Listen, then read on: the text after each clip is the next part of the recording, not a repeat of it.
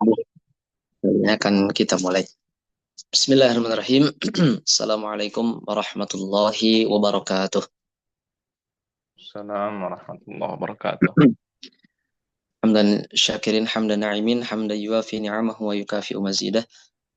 Asyhadu an la ilaha illallah wahdahu la syarikalah wa asyhadu anna Muhammadan abduhu wa rasuluh. Allahumma shalli wa sallim wa barik ala Muhammadin wa ala alihi wa ashabihi wa man tabi'al huda ila yaumiddin.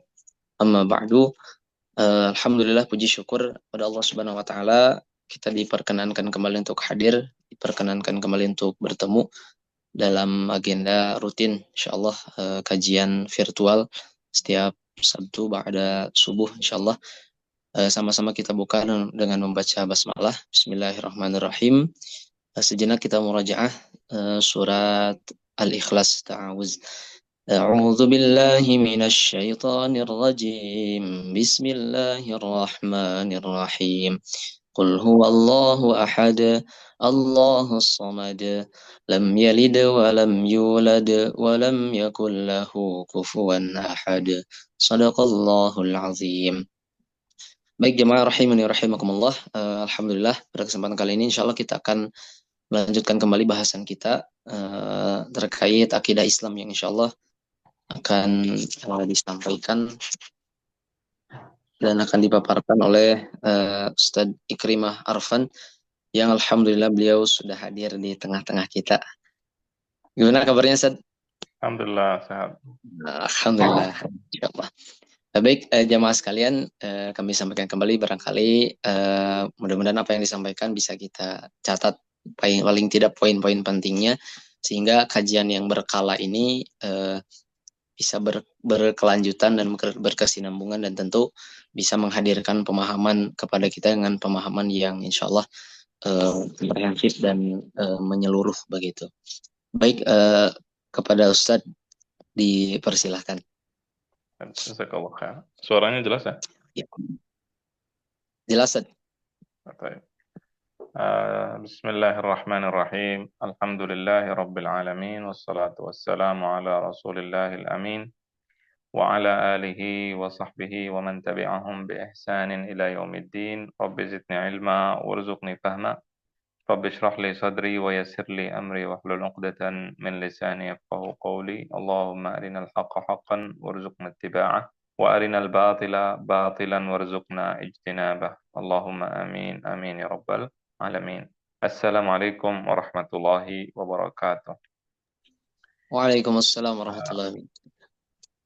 Kita pada kesempatan yang lalu kita telah membahas berbagai macam hal, di antaranya yang pertama kita membahas tentang uh, kelompok-kelompok sesat yang muncul, sebab kenapa mereka muncul dengan kesesatannya dan seterusnya. Kemudian terakhir kemarin kita membahas tentang Syekhul Islam Ibnu Taimiyah rahimahullahu taala. Jadi kemarin kita membahas tentang perbedaan antara berbagai macam mazhab di dalam akidah. Kemudian setelah itu kita membahas penyebab perbedaan tersebut kalau tidak salah. Dan terakhir kita kemarin sampai pada pembahasan tentang Syekhul Islam Al-Imam Ibnu Taimiyah rahimahullah rahmatan wasi'ah yang wafat tahun 728 Hijriah. Jadi kita katakan bahwa Al-Imam Ibnu Taimiyah adalah seorang ulama besar. Jadi beliau adalah seorang ulama dalam mazhab Hambali, ulama besar.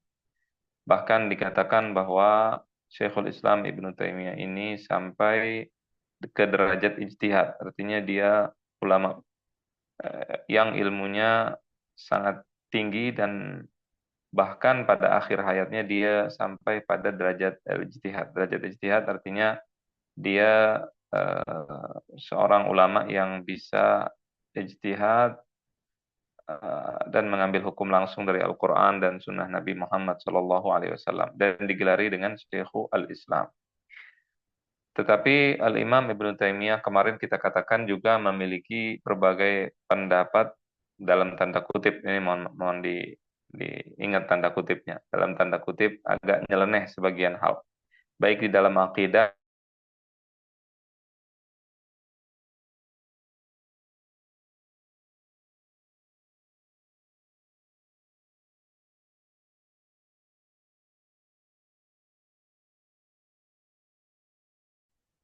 Ini nggak ada yang bilang begitu. Jadi kalau kita misalnya ada yang mengatakan kalau mau sholat sholli fardhu zuhri arba'a raka'atin dan seterusnya sampai kemudian dia sholat tapi dia lafadzkan niat tersebut, maka pelakunya dibunuh. Itu disebutkan dalam Majmu' al-Fatawa contohnya. Nah, ini di dalam fikih dan tidak ada yang bilang begitu. Ada ulama yang mengatakan itu bid'ah, sebagian ulama mengatakan tidak bid'ah, itu ada perbedaan pendapat di kalangan para ulama, tetapi tidak ada yang bilang misalkan pelakunya dibunuh, nggak ada.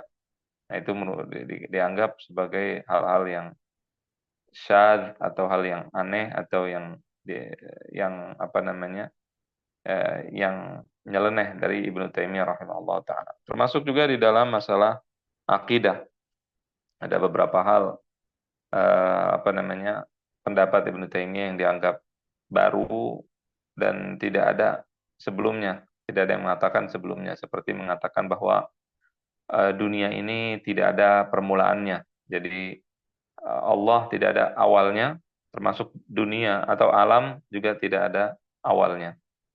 Tidak ada awalnya. Jadi itu adalah perkataan Ibnu Taimiyah rahimahullah taala dan ini tentunya terpengaruh dari perkataan para ahli filsafat karena para ulama mengatakan bahwa Allah tidak ada mulanya. Wal awal, Allah adalah yang awal yang tidak ada permulaan dan tidak ada akhirnya.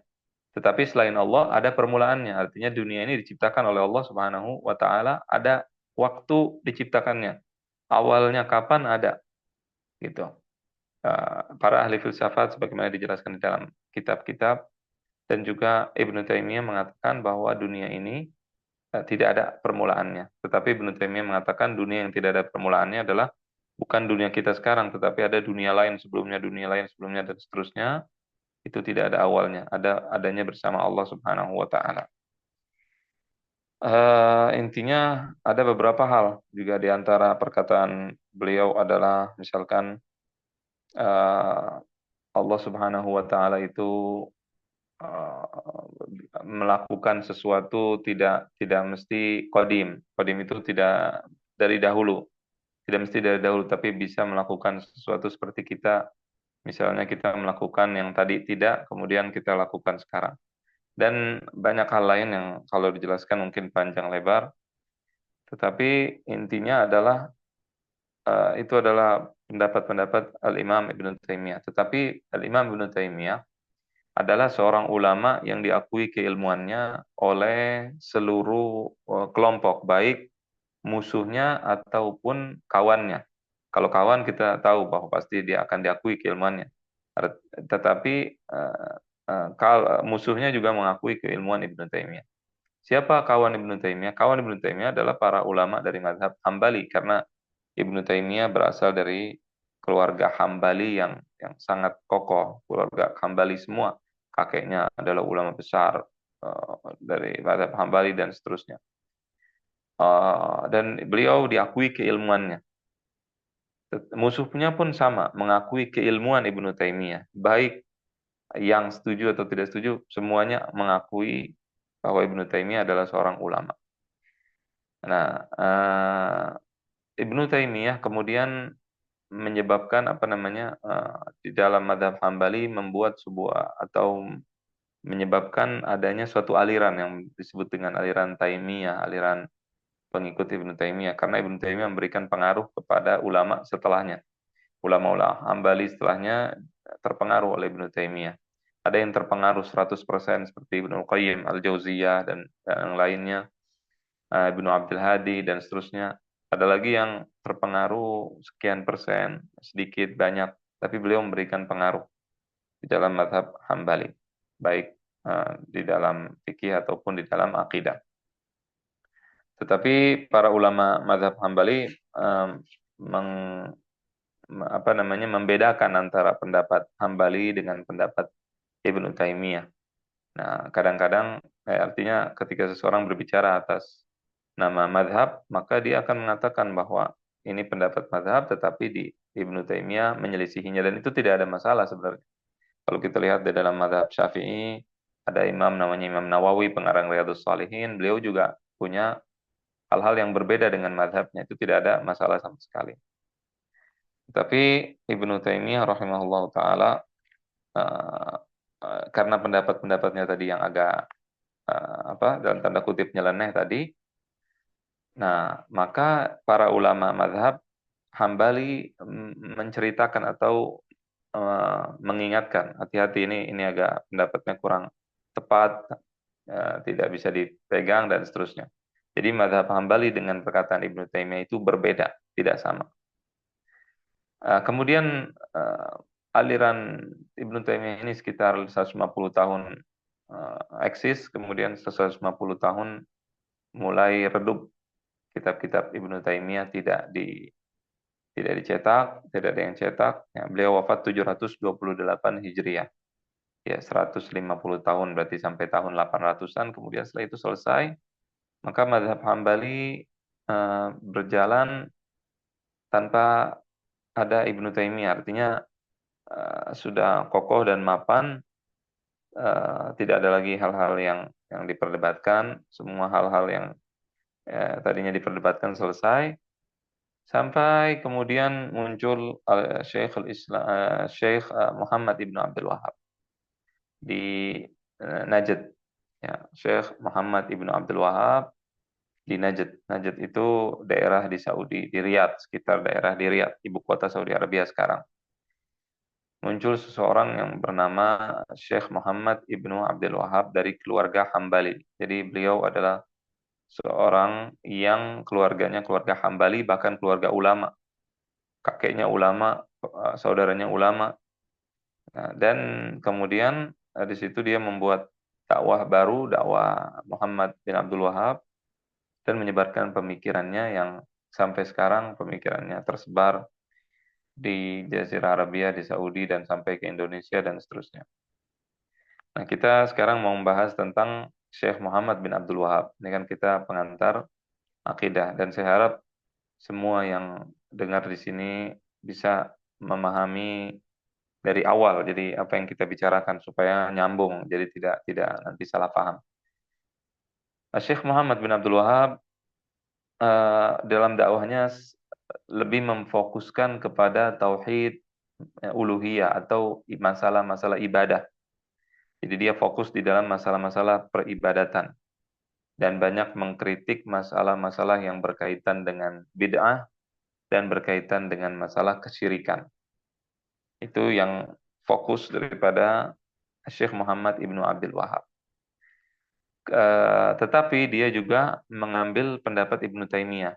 Ibnu Taimiyah rahimahullah taala, dan apa namanya? uh, di dalam masalah akidah yang lain, karena nanti akan kita pelajari bahwa dalam akidah ada banyak hal, ada masalah masalah ibadah, masalah asma wa sifat, ya, masalah nama-nama Allah dan seterusnya. Syekh Muhammad bin Abdul Wahab lebih fokus pada dakwah masalah memberantas kesyirikan, bid'ah dan seterusnya. Akan tetapi dakwahnya beliau ditentang pertama kali oleh keluarganya. Kita katakan tadi keluarganya keluarga ulama. Yang menentang pertama kali adalah bapaknya. Kemudian ditentang oleh saudaranya. Bahkan dikatakan ada kitab yang menentang Syekh Muhammad bin Abdul Wahab, ditulis oleh saudaranya sendiri, yaitu Sulaiman ibnu Abdul Wahab. Abdul Wahab ayahnya, Sulaiman adalah saudara Syekh Muhammad bin Abdul Wahab. Beliau membantah Al-Imam Muhammad bin Abdul Wahab dan pemikiran-pemikirannya dalam kitabnya. Kemudian juga ada ulama Hambali yang lainnya. Ada Ibnu Afalik, ada siapa Syati, ada yang lain. Mereka menentang pendapat Syekh Muhammad bin Abdul Wahab di dalam masalah syirik, dalam masalah bid'ah dan seterusnya. Itu ditentang oleh para ulama Hambali. Jadi ulama Hambali yang hidup semasa bersama Muhammad bin Abdul Wahab, Syekh Muhammad bin Abdul Wahab itu menentang pemikiran-pemikiran beliau. Ya, dan tidak ada para ulama-ulama Hambali yang menentang, yang ikut bersama Syekh Muhammad bin Abdul Wahab di dalam dakwahnya. Perbedaan antara Ibnu Taimiyah dengan musuh-musuhnya dalam tanda kutip, ya, Ibnu Taimiyah ini musuhnya adalah Asy'ari. Tetapi dalam tanda kutip. Kenapa saya bilang dalam tanda kutip? Karena Ibnu Taimiyah musuh dalam pemikiran, tetapi tidak pernah beliau melakukan hal-hal yang jelek kepada Asy'ari. Beliau juga berperang melawan Tatar bersama para pemimpin Asy'ari, para ulama Asy'ari dan seterusnya. Dan ketika ada masalah, ada serangan terhadap Islam, semua umat Islam bersatu. Tetapi dalam masalah pemikiran, Ibnu Taimiyah ini dipenjara oleh Asy'ari, kemudian Ibnu Taimiyah juga banyak membantah pemikiran Asy'ari dan seterusnya. Ya, jadi kita harus pahami, jadi Ibnu Taimiyah lebih banyak bersinggungan dengan Asy'ari. Adapun Syekh Muhammad bin Abdul Wahab, beliau tidak banyak berbicara tentang Asy'ari Hambali. Kita ketahui nanti dalam akidah ada akidah Asy'ari, ada akidah Hambali. Ya, jadi tidak banyak bersinggungan Syekh Muhammad bin Abdul Wahab, tapi dia fokus kepada masalah syirik. Tetapi juga bukan berarti dia tidak mengambil akidahnya Ibnu Taimiyah. Syekh Muhammad bin Abdul Wahab mengambil akidah Ibnu Taimiyah, termasuk akidah perbedaan dengan Asy'ari. Hambali memang ada perbedaan dengan Asy'ari, tetapi kemudian selesai dan perbedaan tersebut diselesaikan, dan ada perbedaan sedikit antara Asy'ari dengan Hambali. Tapi intinya tadinya perbedaan Asy'ari Hambali sangat kuat, sangat banyak pertentangannya, ya. Tetapi kemudian diredamkan, bisa diredamkan. Kenapa bisa begitu? Apa yang berubah? Apa yang berbeda? Nah, itu seperti yang mungkin saya sudah contohkan atau belum, saya tidak tahu, lupa, bahwa kalau seseorang itu atau para ulama dulu sedang berbantahan atau bertengkar dalam satu masalah ilmiah, mungkin di antara sebabnya adalah karena salah faham. Nah, ulama yang datang berikutnya mulai menyusun kembali, kemudian mulai melihat kembali, meneliti kembali perbedaan pendapat sebabnya apa. Kemudian mereka meletakkan perbedaan tersebut pada posisinya. Itu adalah yang dilakukan para ulama yang datang sesudahnya, kalau ada perbedaan pendapat. Jadi perbedaan pendapat bukan buat dipelihara, tetapi perbedaan pendapat kalau memang tidak bisa dihilangkan, diperkecil. Kalau tidak bisa diperkecil, diperjelas gitu, apa bedanya di mana. Jadi kita ketika berbeda, ada kelompok berbeda dengan kelompok lainnya, bukan berarti kita terus-terusan saya berbeda dengan kelompok ini, harus beda, nggak begitu. Kalau memang perbedaannya bisa dihilangkan, dihilangkan, tidak bisa diperkecil, tidak bisa juga, ya sudah, diperjelas. Jadi ketahuan apa sebab perbedaan tadi. Saya contohkan misalnya kalau orang tawuran antar RT, antar kampung misalnya. Kadang-kadang sebabnya sepele atau tidak jelas sebabnya apa. Cuman pada saat tawuran ada korban di sini, korban di sana. Begitu selesai, beberapa waktu kemudian diteliti ternyata masalahnya sepele. Anak kecil bertengkar dengan anak kecil, bapaknya marah, kemudian dua orang bertengkar, kemudian tetangganya ikut campur, kemudian kampungnya ikut campur, akhirnya terjadi peperangan. Nah, begitu juga di dalam masalah akidah atau masalah yang lain.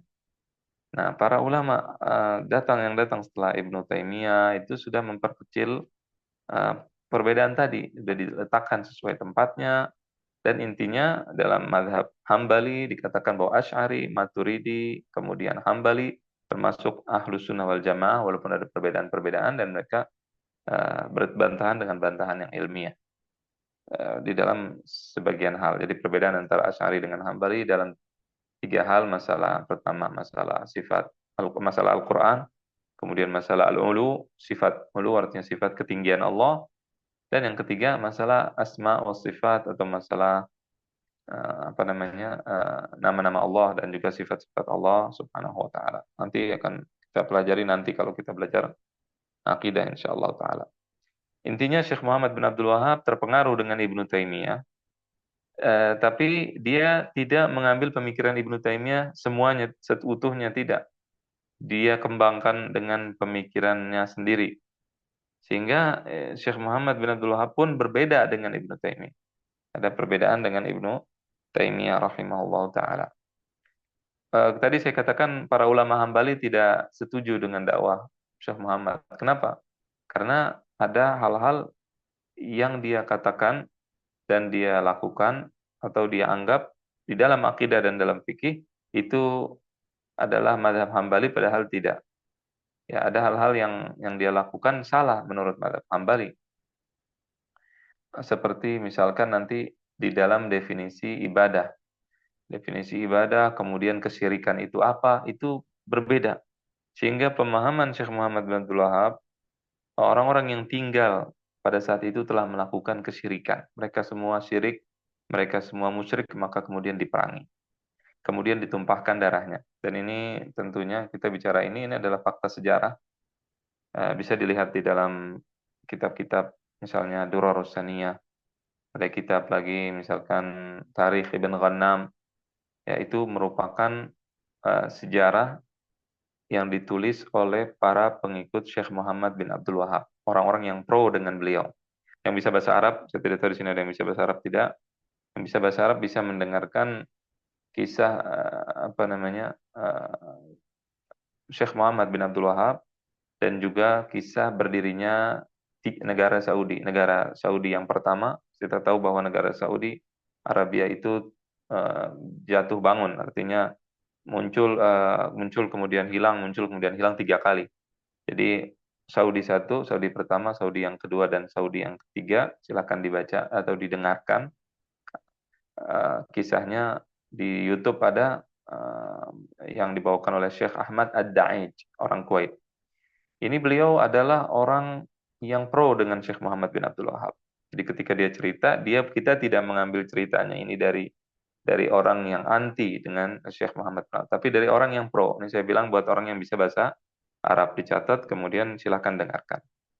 Di situ dia banyak menceritakan peperangan yang dilakukan oleh Syekh Muhammad bin Abdul Wahab karena beliau mengkafirkan umat Islam yang hidup pada saat itu karena dianggap telah melakukan kemusyrikan dan seterusnya. Oleh karena itu beliau ditentang oleh ratusan ulama mengarang bantahan terhadap Syekh Muhammad bin Abdul Wahab At-Tamimi. Di antara yang membantah beliau juga bantahan yang sangat apa namanya bagus adalah Mufti Tunisia At-Tamimi juga namanya.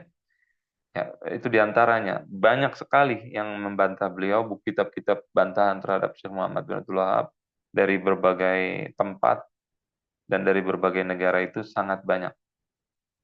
Termasuk oleh para ulama dari mazhab Hambali. Mereka juga menentang dan juga membantah pemikiran-pemikiran Syekh Muhammad bin Abdul Wahab rahimahullahu taala. Tetapi kemudian pemikiran tersebut berkembang dan kemudian berdiri negara Saudi Arabia yang secara resmi mengambil pemikiran Syekh Muhammad bin Abdul Wahab sebagai madhab resmi negaranya di dalam akidah dan juga di dalam fikih. Nah, kemudian setelah itu pendapat-pendapat Ibnu Taimiyah yang tadinya pendapat tersebut adalah pendapat yang lemah, sebagian, ya saya katakan sebagian, tidak semuanya, tapi sebagian. Ilmunya Ibnu Taimiyah tetap kita pakai dan tetap dihormati beliau, tetapi pendapat-pendapat yang lemah, yang nyeleneh dalam tanda kutip, itu selalu diingatkan oleh para ulama Hambali untuk dijauhi. Tetapi begitu datang Syekh Muhammad bin Abdul Wahab, intinya kitab-kitab Ibnu Taimiyah yang tidak dicetak kemudian dicetak kembali, dan kemudian hiduplah kembali mazhab Al-Imam Ibnu Taimiyah rahimahullah ta'ala. Tadi saya katakan bahwa Syekh Ibnu Taimiyah rahimahullah adalah seseorang yang diakui keilmuannya oleh para ulama, baik yang mengkafirkannya, karena ada yang mengkafirkan Ibnu Taimiyah, tentunya dibantah, ada kitab bantahan banyak, ada judulnya Raddul Wafir ala man qala Ibnu Taimiyah kafir misalkan, bantahan terhadap orang yang mengatakan Ibnu Taimiyah kafir, dan kita tidak mengkafirkan Ibnu Taimiyah atau yang lain, ya. Kita tidak mengatakan hal tersebut, tetapi ada. Nah, yang mengatakan Ibnu Taimiyah kafir tidak kafir, Ibnu Taimiyah ahlus sunnah bukan ahlus sunnah, Ibnu Taimiyah begini, Ibnu Taimiyah begitu, semua sepakat bahwa beliau seorang yang berilmu dan alim besar. Semua sepakat. Tetapi Syekh Muhammad bin Abdul Wahab ilmunya tidak seperti Ibnu Taimiyah. ya tidak disepakati keilmuannya, artinya beliau jauh di bawah. Ini menurut para ulama, bukan kata saya, tetapi para ulama ketika ulama kan banyak tingkatannya. Ada dokter, dokter umum, ada dokter spesialis, kemarin sudah kita jelaskan. Jadi ada tingkatan. Nah, begitu juga ulama. Nah, Syekh Muhammad bin Abdul Wahab di bawah, tidak seperti Ibnu Taimiyah. Jadi Ibnu Taimiyah ketika mengatakan suatu hal, kadang-kadang di dalam kitabnya beliau bicara, eh, dia ingin mengatakan A, maka dia bicara masalah tersebut dalam 10 lembar misalkan, 5 lembar, 7 lembar. Nanti terakhir dia menjelaskan perbedaannya. Dia kalau ada perbedaan pendapat, dia Ibnu Taimiyah menjelaskan yang pendapat yang dia ikuti 10 lembar, kemudian menjelaskan dalam 2-3 baris perbedaan pendapat yang lain. Artinya Ibnu Taimiyah mengetahui ada perbedaan. Nah, atau dia menjelaskan perbedaan tersebut dan kemudian membantahnya dan seterusnya. Nah, Syekh Muhammad bin Abdul Wahab memiliki pemahaman yang berbeda, bahkan di dalam salah satu apa namanya salah satu statementnya atau perkataannya, beliau mengatakan bahwa eh, beliau membawa ajaran baru yang atau apa namanya memahami akidah ini tidak seperti yang dipahami oleh guru-gurunya. Nah, ini sebentar saya akan bacakan supaya tidak salah. Bismillahirrahmanirrahim. Nah, ini perkataan Syekh Muhammad bin Abdul Wahab, beliau mengatakan, "Wa ana ukhbirukum an nafsi." Saya memberitahukan tentang diriku, kata Syekh Muhammad bin Abdul Wahab. Wallahilladzi la ilaha illahu, demi Allah yang tidak ada Tuhan selain Allah, laqad talabtul ilm, aku telah menuntut ilmu. Wa'taqada man arafani anna li ma'rifah, dan saya dianggap oleh orang-orang yang mengenal saya memiliki pengetahuan. Wa ana dzalikal waqt, dan aku pada saat itu la a'rifu ma'na la ilaha illallah. Aku tidak mengerti arti la ilaha illallah. Wa la a'rifu dinal Islam, dan aku tidak mengetahui agama Islam. Qabla hadzal khair alladzi manna Allahu bihi. Sebelum kebaikan yang Allah beri, kebaikan ini yang Allah berikan padaku. Maksudnya adalah dakwah yang beliau bawa. Wa kadzalika masyayikhi, begitu juga guru-guruku tidak ada yang tahu. Ma minhum rajulun arafa dzalik. Tidak ada seorang pun dari guru-gurunya yang mengetahui hal tersebut. Artinya tidak tahu dakwah dan akidah yang dibawa oleh Syekh Muhammad bin Abdul Wahab. Faman za'ama min ulama al-arid. Siapa yang menganggap dari ulama al-arid, al-arid ulama Najd, ulama Riyadh, anna li ma'rif annahum arafa ma'na la ilaha illallah. Barang siapa yang menganggap dari ulama tempat Imam Muhammad bin Abdul Wahab tinggal mengetahui arti la ilaha illallah, kemudian beliau mengatakan aw arafa ma'na Islam qabla hadzal waqt, atau mengetahui arti Islam sebelum waktu ini, aw za'ama min masyayikhihi anna ahadan arafa dzalik faqad kadzaba waftara. Atau seseorang dari guru-guru mereka, jadi kalau gurunya Syekh Muhammad bin Abdul Wahab dan guru-gurunya mengatakan tahu arti la ilaha illallah atau mengetahui arti Islam, maka dia telah berdusta. Walabbasa 'alan nas wa madaha nafsahu bima laysa fi, dan dia telah menipu manusia dan mengatakan apa namanya? Mengatakan sesuatu atau memuji dirinya dengan yang tidak ada padanya. Nah, jadi ini perkataan Syekh Muhammad bin Abdul Wahab. Artinya intinya beliau mengatakan bahwa apa namanya, ulama Riyadh, ulama guru-gurunya dan semuanya tidak ada yang paham la ilaha illallah. Tidak ada yang mengerti agama Islam. Tidak ada yang mengerti akidah yang benar. Nah, makanya beliau kemudian menulis kitab-kitab dalam akidah, ada al-usulul tsalatsa, 3 pondasi utama, 3 landasan utama, kemudian al-qawaidul arba, kaidah yang 4. Nah, ini disebut al-qawaidul arba. Di situ ada salah satu pernyataan Syekh Muhammad bin Abdul Wahab adalah bahwasannya musyrik zaman sekarang, yaitu umat Islam yang musyrik menurut beliau, itu lebih lebih parah daripada musyrik zaman Nabi SAW zaman jahiliyah. Tetapi tentunya amanah ilmiah harus kita sampaikan bahwa para ulama sebagian yang menjelaskan dan pro dengan Syekh Muhammad bin Abdul Wahab dan para pengikutnya tidak menyetujui perkataan itu. Jadi apa namanya? Sebagian ulama, tidak sebagian yang menjelaskan kitab Al-Qawaidul Arba, para ulama di Saudi sebagian tidak menyetujui hal tersebut ya, tidak setuju. Tetapi itu adalah pendapat Syekh Muhammad bin Abdul Wahab. Artinya musyrik umat Islam yang musyrik zaman sekarang lebih lebih musyrik syiriknya lebih parah daripada syirik orang apa para Abu Jahal, Abu Lahab dan juga orang-orang jahiliyah. Nah, ini adalah hal yang tentunya kemudian menyebabkan pertumpahan darah dan juga menyebabkan peperangan dulu pada saat muncul dakwah beliau rahimahullahu taala. Tetapi beliau ketika memerangi umat Islam itu bukan dia ingin memerangi umat Islam, tapi karena dia menganggap mereka sudah kafir dan sudah musyrik, begitu. Nah, jadi kemudian apa namanya pemikiran tersebut tersebar dengan adanya perjanjian antara kerajaan Saudi Arabia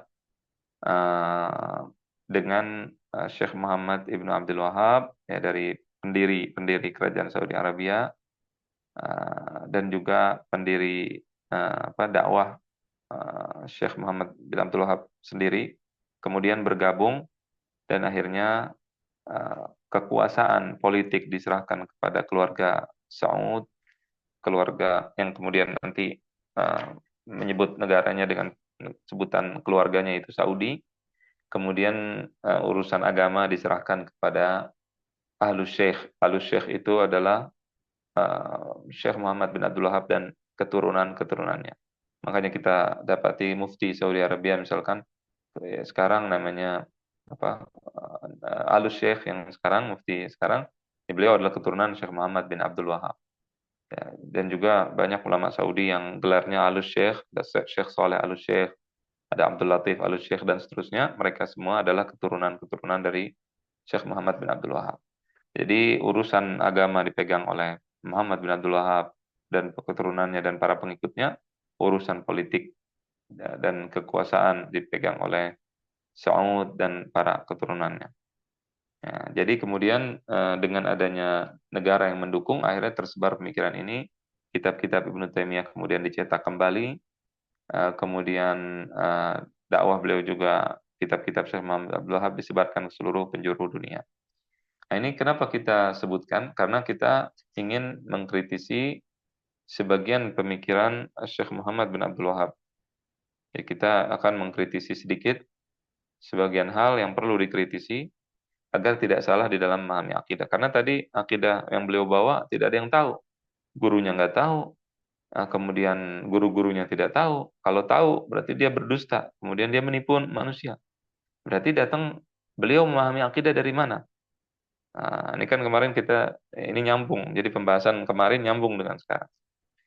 Kita katakan bahwa perbedaan pendapat atau munculnya kelompok-kelompok dalam Islam di antara sebab nomor satunya adalah karena ada dalam tanda kutip pemberontakan terhadap para ulama. Nah, ini termasuk ini pemberontakan Syekh Muhammad bin Abdul Wahab dengan ide-idenya dan pemikiran-pemikirannya terhadap para ulama. Dia kemudian menggugat arti syirik, kemudian menggugat arti ibadah, kemudian menggugat pemahaman sebagian bukan pemahaman para ulama yang ada pada saat itu, sehingga kemudian akhirnya dia munculkan pemikiran baru. Nah, dan dibantah tentunya oleh ayahnya.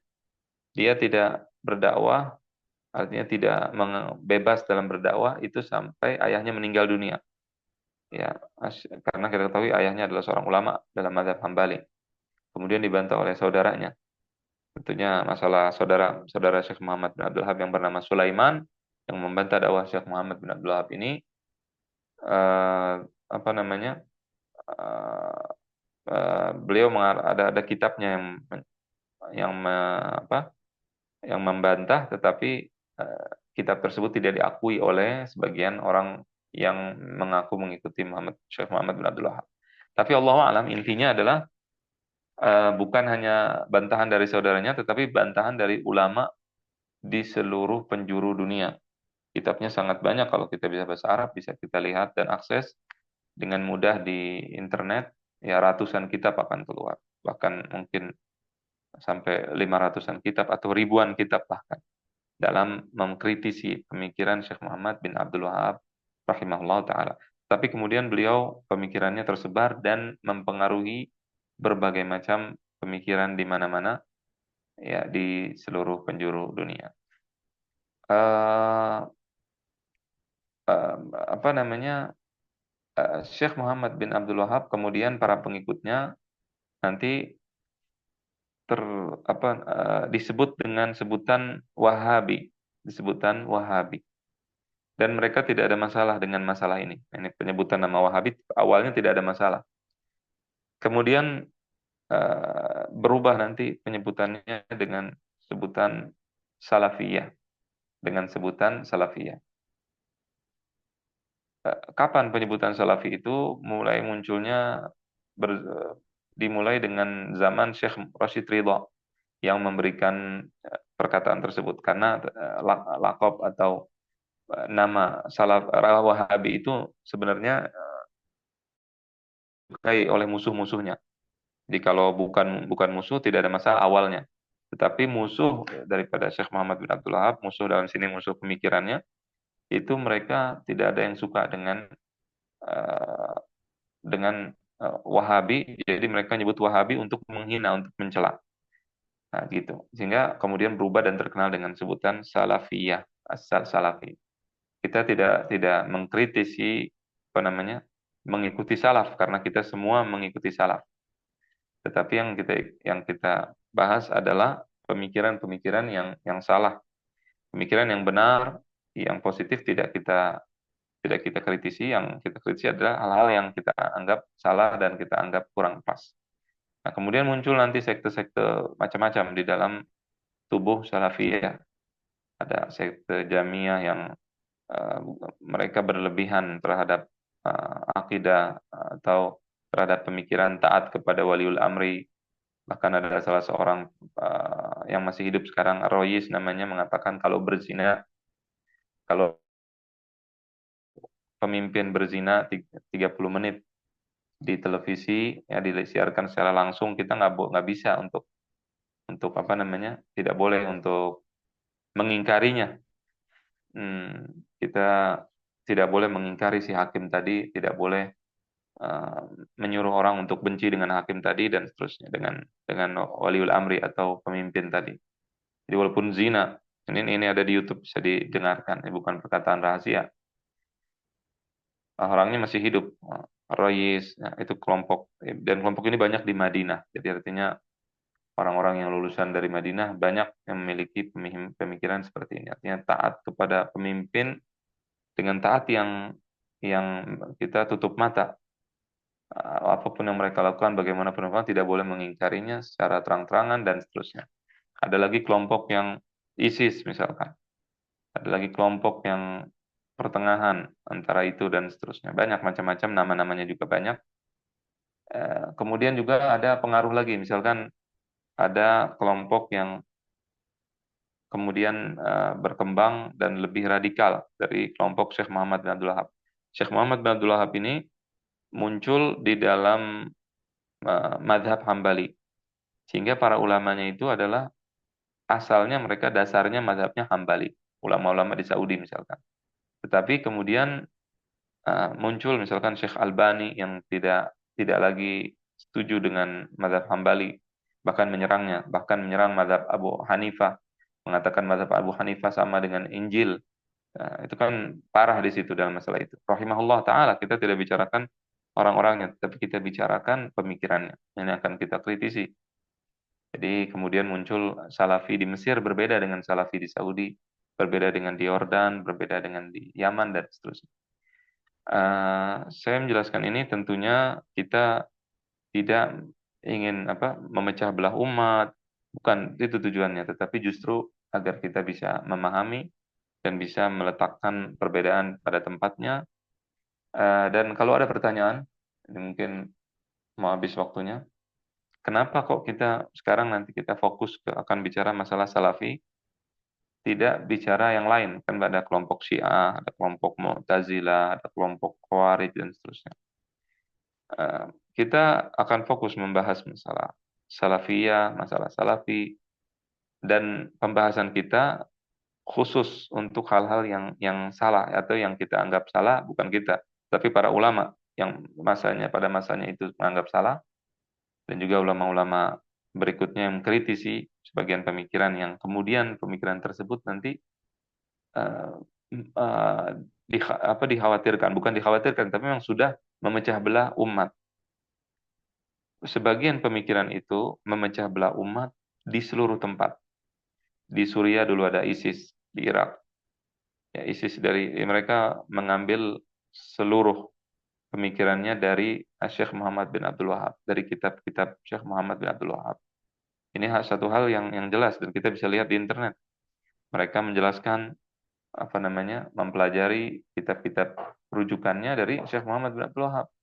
Kemudian juga para apa namanya, uh, sebagian orang yang dia memiliki dakwah untuk menyebarkan tauhid misalkan, mereka tidak mau bersatu dengan pihak lain dengan dalil daripada kitab-kitab Syekh Muhammad bin Abdul Wahab. Tentunya sebagian salah paham terhadap Syekh Muhammad bin Abdul Wahab.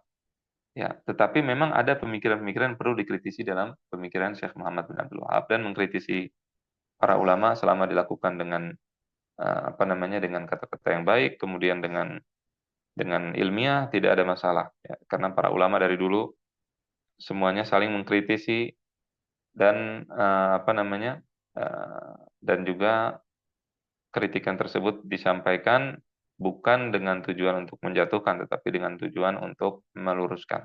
Dan ini dilakukan juga oleh para pengikutnya. Sebagian pengikut Syekh Muhammad bin Abdul Wahab juga mengkritisi dari dalam. Jadi sekarang kalau kita lihat, kalau kita baca kitab cucunya beliau namanya Soleh Al-Syekh, kitabnya banyak. Ya, saya harap kalau ada yang bisa bahasa Arab bisa bisa nanti ikut apa namanya, membaca nanti buku-buku Syekh Soleh Al-Syekh. Termasuk beliau adalah dulunya beliau adalah seorang menteri. Baru orangnya masih hidup sekarang. Dia juga mengkritisi sebagian pemikiran tetapi tidak menyebut. Kalau kita sekarang mengkritisi dengan vulgar kita sebutkan.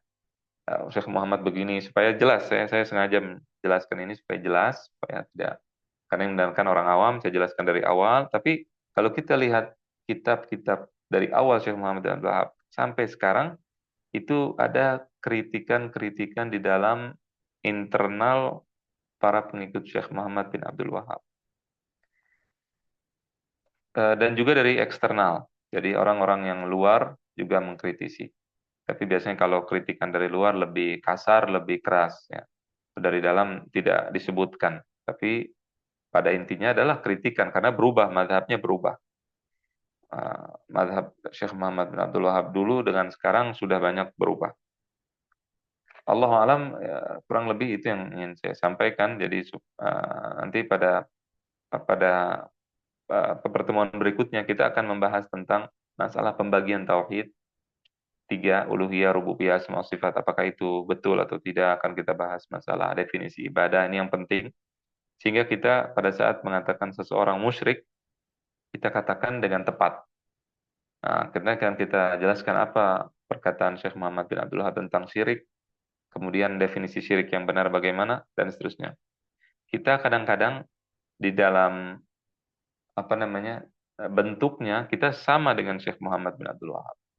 Misalnya begini, contoh. Ada orang mabuk. Saya contohkan nih, kalau orang mabuk, kita semua sepakat bahwa orang mabuk itu nggak benar. Kita mau mengingkari mabuknya. Tapi kalau saya mengatakan orang mabuk musyrik, nah ini masalah ilmiah. Karena orang mabuk tidak musyrik. Dia fasik, tapi dia mukmin, beriman. Dia muslim. Kita tidak keluarkan dari Islam, karena kalau kita bilang musyrik, dia keluar dari Islam. Padahal kita sama-sama sepakat bahwa mabuk, minuman keras itu dilarang. Sepakat. Nah, jadi nanti jangan salah paham, nanti akan kita jelaskan. Sebenarnya kita sepakat masalah memerangi bid'ah, masalah memerangi kesyirikan, masalah apa namanya, berlebihan di dalam apa namanya, terhadap penghormatan terhadap orang soleh tidak boleh dan seterusnya. Kita sepakat. Tetapi ketika mengatakan itu syirik, nah ini kita tidak bisa sepakat. Harus syirik itu adalah hal yang ilmiah, harus dikatakan sesuai dengan kaidah-kaidah dalam agama. Saya sepakat mencuri dilarang, tetapi saya tidak sepakat kalau orang yang mencuri kafir, tidak sepakat. Kalau dia muslim, dia syahadat, maka saya tidak akan mengkafirkan. Orang membunuh haram, tidak boleh melakukan dosa besar, diancam dengan neraka. Saya tidak suka, tetapi bukan berarti dia kafir, bukan berarti dia musyrik, bukan berarti dia keluar dari Islam. Mudah-mudahan ini jelas. Ya, saya sepakat bahwa menyembah berhala tidak boleh. Nah, saya tidak sepakat kalau ada yang mengatakan orang nyembah berhala bukan musyrik. Saya tidak sepakat. Saya katakan dia musyrik, dia kafir. Jadi kalau ada orang bilang, saya tidak nyembah berhala, tapi saya tidak mengkafirkan orang yang nyembah berhala. Saya tidak sepakat. Nah, ini masalah ilmiah. Jadi belum tentu kalau kita setuju atau sama memerangi bid'ah, kemudian kita memerangi kesyirikan, berarti kita sama mengkafirkan orang yang dianggap syirik atau tidak mengkafirkannya. Jadi ini harus dibahas dan diperdalam insya Allah pada pertemuan berikutnya agar kita nanti pada saat kalau nanti kita teruskan belajar membaca kitab ulama kita sudah mengerti dan sudah paham. Allahu alam. Sampai di sini kalau ada pertanyaan dipersilahkan. Jazakumullah khair. Baik, syukran jazakallah khair pada Ustaz yang sudah menyampaikan materinya cukup jelas. Dipersilahkan bagi jamaah sekalian barangkali ada yang ditanyakan langsung saja. Dipersilahkan. Mangga bisa. Bismillahirrahmanirrahim. Saya, Ustaz, Ya, Mangga. ada beberapa pertanyaan yang ingin saya sampaikan. Bagus sekali ya kajian hari ini dan kajian ini jarang ya. Biasanya kita bahasnya tentang fikih ya, sholat, puasa, zakat, dan seterusnya. Tapi di sini membahas tentang eh, mazhab atau aliran. Yang mana kadang menjadi perdebatan di publik yang begitu hangat, yang akhirnya pecah gitu ya. Ustadz, yang ingin saya tanyakan, kan sering nih orang menyandarkan Wahabi, menyebutnya Wahabi. Dan Wahabi itu adalah sebuah ucapan saat ini ketika diucapkan adalah sebuah kebencian. Ah, itu mah golongan Wahabi. Ah, itu mah Wahabiyah. Itu mah nggak usah diikuti Wahabi gitu. Nah, Wahabi ini disadarkannya kepada siapa? Kepada Muhammad bin Abdul Wahab atau kepada Muhammad Abduh? Karena dua-duanya Muhammad gitu. Dan kadang publik tidak begitu paham. Mana Muhammad Abduh, mana Muhammad bin Abdul Wahab. Nah, itu yang satu saya tanyakan. Kedua, Muhammad Abduh ini fikihnya itu kepada siapa? Kepada Ibnu Taimiyah atau Ibnu Taimiyah juga kepada siapa? Kepada Maliki atau kepada Ahmad bin Hambal gitu. Nah, karena kalau tadi Ustaz sandarkan bahwa Wahabi itu adalah Salafi, orang itu image-nya Salafi yang sekarang, yang sedang marak, ya Salafi yang sekarang ada. Nah, apakah Salafi itu Wahabi atau Wahabi itu Salafi? Yang ketiga terkait dengan tadi tentang musyrik. Kalau ada orang yang melakukan tawasul gitu ya, ziarah kemudian tawasul, maka itu adalah amalan syirik. Apakah orangnya bisa dikatakan musyrik? Yang mana musyrik tadi Ustadz bilang itu sudah keluar dari Islam. Kalau musyrik itu lain halnya harus kita bahas secara ilmiah. Kalau amalnya kita sama-sama benci, tapi orangnya, nah itu saya belum paham. Kayaknya eh, takut saya salah nangkap, jadi pemahaman saya salah, tersesat nantinya. Terima kasih Ustaz. Assalamualaikum. Assalamualaikum. Tapi sebelum saya jawab yang terakhir ya. Saya jawab dulu yang terakhir dulu. Yang terakhir itu memang belum dibahas. Masalah syirik, tawasul syirik tidak, tawasul syirik bagaimana, itu memang belum dibahas. Jadi saya kalau belum paham ya wajar karena belum dibahas gitu.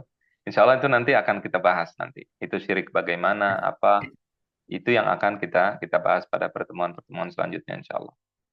Masalah Syekh Muhammad Abduh, Salafi itu kemana? Ya, Syekh Muhammad Abduh atau Muhammad bin Abdul Wahab. Tadi kita katakan bahwa Wahabi itu adalah pengikut Syekh Muhammad bin Abdul Wahab. Itu artinya Wahabi. Dinisbatkan kepada ayahnya, Muhammad ibnu Abdul Wahab. Jadi Wahabi. Wahabi artinya sebenarnya secara bahasa nggak ada masalah. Wahabi itu pengikut Syekh Muhammad bin Abdul Wahab. Itu aja. Kayak kita misalkan bilang Syafi'i. Syafi'i pengikut Imam Syafi'i. Kenapa nggak disebut siapa nama Imam Syafi'i? Ada yang tahu nggak? Ibu, ibu yang nanya siapa tahu nggak? Al-Imam Syafi'i siapa namanya? Suaranya nggak. Idris bukan Ustaz? Muhammad bin Idris. Muhammad juga. Jelas? Nah, apa? Tapi dinisbatkan kepada kakeknya yang terkenal yaitu Syafi'i. Muhammad ibnu Idris, ibnu Al-Abbas, ibnu Uthman, ibnu Syafi'i. Jadi disebut Syafi'i. Begitu juga Imam Ahmad. Beliau namanya Imam Ahmad ibnu Hambal. Ibnu Hambal kakeknya. Jadi disebut Hambali padahal bukan namanya kakeknya. Jadi Muhammad bin Abdul Wahab adalah pengikut Syekh Muhammad, Wahabi pengikut Syekh Muhammad bin Abdul Wahab. Tetapi tadi Wahabi jadi penghinaan, jadi untuk menjelekkan, dan sekte yang jelek lah intinya. Maka kemudian dirubah jadi Salafi. Nah, Salafi adalah pengikut salaf artinya secara bahasa. Tapi kemudian sekarang kalau disebut Salafi orang taunya oh Salafi berarti pengikut Syekh Muhammad bin Abdul Wahab. Dan itu yang terkenal sekarang. Menjadi satu kelompok namanya Salafi. Semua orang yang terpengaruh dengan Muhammad bin Abdul Wahab dianggapnya Salafi semua. Salafi begitu. Termasuk Syekh Muhammad Abduh, mungkin sebagian orang bilang Salafi. Tetapi sebenarnya pemikiran Syekh Muhammad Abduh dengan pemikiran Muhammad bin Abdul Wahab sangat berbeda. Nah, ini harus dipahami. Syekh Muhammad Abduh, beliau punya kitab Risalah Tauhid, ya, itu dulu dipelajari di Al-Irsyad, sangat berbeda dengan Syekh Muhammad bin Abdul Wahab. Muhammad Abduh dari Al-Azhar, dan beliau ahli kalam, mutakallim, mengerti ilmu kalam dan seterusnya, berbeda dengan Syekh Muhammad bin Abdul Wahab.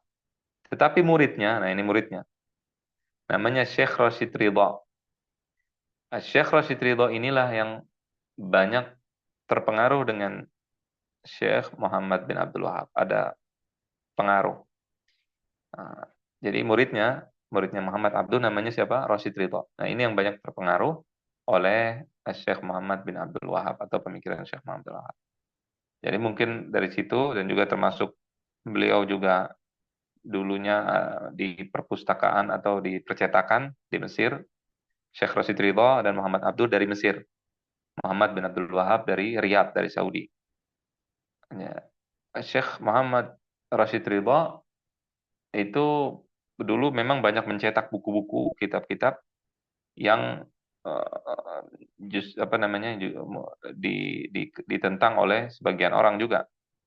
Nah, jadi karena percetakan ada di Mesir pada saat itu, dia mencetak banyak buku juga, termasuk diantaranya buku yang dicetak mungkin buku-buku daripada tadi Ibnu Taimiyah dan lain-lain. Mudah-mudahan ini jelas, ini yang pertama. Jadi kalau dikatakan Salafi sekarang, ya Salafi yang ada sekarang. Tetapi sebenarnya kan kita tidak lihat nama. Kita juga menganggap bahwa kita adalah pengikut salaf. Kita ini salaf sebenarnya. Saya mengatakan saya mengikuti salaf, tapi bukan kelompok tertentu. Dan juga semua umat Islam semuanya setuju dengan salaf. Jadi kalau kita kata nanti definisi salaf apa? Mengikuti Rasulullah, ya kita mengikuti Rasulullah. Mengikuti sahabat, kita ikut sahabat. Mengikuti keluarga Nabi, ikuti keluarga Nabi. Mengikuti tabi'in, kita ikut tabi'in. Tapi bagaimana cara mengikutinya, itu yang akan kita bahas. Kemudian masalah Ibnu Taimiyah. Ibnu Taimiyah ini mazhabnya apa? Al-Imam Ibnu Taimiyah mazhabnya tadi Hambali. Imam Ahmad Ibnu Hambal.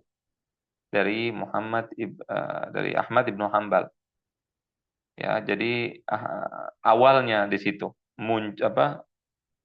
belajarnya beliau dari mazhab Hambali. Tetapi tadi saya katakan beliau memiliki pemikiran-pemikiran sendiri yang berbeda dengan mazhab Hambali. Dan Ibnu Taimiyah di dalam pemikirannya beliau dimaafkan. Walaupun pemikirannya nyeleneh atau salah, tetapi beliau ma'dzur, dimaafkan. Kenapa? Karena dia telah sampai pada taraf keilmuan yang sangat tinggi. Sehingga pendapat-pendapatnya dihormati, kesalahannya kalau salah beliau dapat pahala 1, kalau benar dapat pahala 2. Yang tidak dimaafkan adalah yang di bawah, orang yang ilmunya tidak sampai seperti Imam Ibnu Taimiyah, kemudian dia berfatwa, kemudian dia mengambil atau menyimpulkan pendapat sendiri, kemudian salah. Nah, itu yang tidak apa namanya, tidak dimaafkan, tidak diberikan uzur karena dia masih rendah, tetapi kemudian bersikap seperti para ulama besar, itu yang tidak diperkenankan dan tidak diperbolehkan. Mudah-mudahan jelas ini, insyaallah. Ya Ustadz, saya teh pernah sedikit lagi Ustadz, saya pernah ketemu dengan orang Maghrib, orang-orang Barat. Mereka bilang bahwa Muhammad bin Abdul Wahab ini kafir gitu, karena dia banyak menghilangkan jejak zaman Nabi, peninggalan-peninggalan Nabi banyak dihilangkan gitu dengan alasan kemusyrikan gitu. Jadi hilang tuh jejak Nabi. Dialah gara-garanya Muhammad bin Abdul Wahab itu katanya yang menghilangkan karena dia tidak suka kepada Nabi. Makanya dihilangkan tuh kuburan atau apa karena peninggalan-peninggalan Rasulullah itu yang menghilangkan adalah awalnya dia gitu. Itu aja Ustaz, terima kasih. Ya, itu saya tanggapi sedikit. Jadi bahwa kita tidak boleh gitu kafirkan Syekh Muhammad bin Abdul Wahab, bukan orang kafir, tidak mengkafirkannya. Kita mengkritisi sebagian pemikirannya, tidak semuanya, tapi sebagian. Yang salah kita sebutkan. Termasuk juga dia tidak suka Nabi. Saya tidak bisa mengatakan seperti itu. Nah, ini kita juga kalau bicara harus adil, objektif. Misalnya begini, orang nggak maulid, nggak suka Nabi. Salah. Dia tidak maulid bukan karena tidak suka Nabi.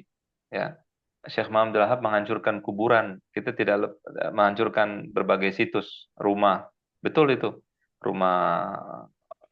Sebagian rumah istri Nabi dihancurkan. Itu betul.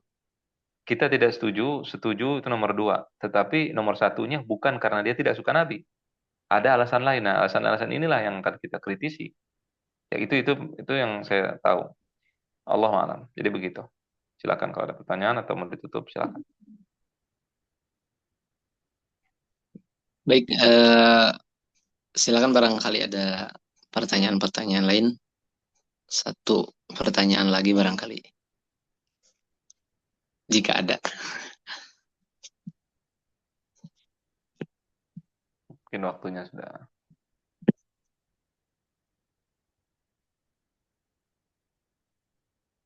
Baik, satu pertanyaan, Set? Atau Silakan. cukup saja? Silakan kalau ada Ini pertanyaan boleh. ada yang Kalau masuk nggak ada, saya. kalau ada boleh, silakan. Ini izin bertanya, Set, saya banyak mendokumentasikan foto-foto tentang sejarah Arab Saudi. Di antaranya adalah foto salah seorang Alu Su'ud dengan salah seorang tokoh kerajaan Inggris bernama Sir Percy. Apa itu? Pertanyaannya, Ustaz, apakah mungkin munculnya kerajaan Saudi dan tersebarnya paham-paham Syekh Muhammad bin Abdul Wahab secara masif ada kaitannya dengan Inggris? Begitu. Itu banyak yang mengatakan seperti itu. Ya, mereka mengatakan seperti itu, termasuk diantaranya atau yang paling kuat hubungan antara Inggris dengan Saudi itu di masa Abdul Aziz, ya, yang Daulah Saudi yang ketiga, dinasti Saudi ketiga. Tapi itu silakan baca sendiri. Jadi saya tidak mau banyak komentar masalah itu. Ada hubungan tentunya Inggris ini adalah negara biadab yang menyebabkan penjajahan Palestina, menyebabkan kehancuran Turki Utsmani, kemudian mengacak-acak dunia Islam, dan dia memiliki hubungan dengan seluruh negara. Karena dia dulunya menguasai dunia, imperium besar. Dia ada hubungan dengan Syarif Hussein, dengan Abdul Aziz, dengan semuanya. Jadi kalau kita menyebut Saudi, kita tidak saya bicarakan Saudi karena kita benci Saudi, tidak, tapi berhubungan dengan semuanya. Kenapa? Karena mereka seperti itu dulu. Dan kemudian mereka diwarisi kelicikannya. Inggris terkenal licik. Kelicikan Inggris ini diwarisi oleh Amerika. Amerika sekarang punya hubungan dengan seluruh negara. Siapa negara yang tidak punya hubungan dengan Amerika? Semua punya hubungan dengan Amerika. Mereka adalah manusia-manusia biadab dan licik. Dan itu dari politik Inggris dulu begitu. Inggris tuh kalau begitu politiknya dia membuat perpecahan semua. Termasuk penyebab Israel ada di Palestina adalah Inggris. Allahu a'lam. Baik, itu barangkali untuk diskusi pada kesempatan kali ini. Insya Allah kita lanjutkan kembali pada kesempatan-kesempatan berikutnya yang tentu nanti akan masuk pada bahasan yang lebih spesifik tentang bagaimana tauhid, kemudian tadi disampaikan tentang syirik, musyrik dan lain sebagainya. Mudah-mudahan Ustaz senantiasa disehatkan oleh Allah Subhanahu wa taala dan kita semua bisa menggali kembali ilmu-ilmu yang insya Allah akan kita bahas di pertemuan-pertemuan berikutnya. Demikian barangkali untuk kajian dan diskusi pada kesempatan kali ini. Mudah-mudahan apa yang kita kaji, apa yang kita diskusikan bermanfaat bagi kita semua. Amin ya rabbal alamin. Kita akhiri dengan sama-sama mengucap hamdalah, alhamdulillahirabbil alamin. Istighfar, astagfirullahalazim, doa kafaratul majlis. Subhanakallahumma bihamdika asyhadu an la ilaha illa anta, astaghfiruka wa atubu ilaik. Assalamualaikum warahmatullahi wabarakatuh. Waalaikumsalam Assalamualaikum warahmatullahi wabarakatuh. Jazakumullah. Syukur Ustaz. Jazakallah ya Ustaz Ifrul. Ya.